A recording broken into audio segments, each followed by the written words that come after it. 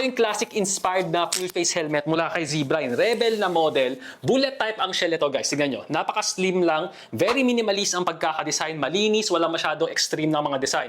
Chin ventilation, top ventilation sa ibabaw ng visor. Tapos yung visor niya wide para malawak yung nakikita nyo. Sa likod may dalawang exhaust. Tapos yung mga certification. Ganun lang, guys. Napaka-simple, napakalinis at napaka-komportable ng helmet na ito. Solid ang shell pero magaan pa rin. Around 1.3 kilograms lang yung weight. Tapos yung liner niya, smooth, suede-like material, guys. Ayan o, kinakapa ko ang smooth na pakiramdam. Dito leatherette, dito suede-like material. Pwede tanggalin para mahugasan. At may space pa rin to para sa inyong mga intercom. Ngayon ito yung isura niya sa front view.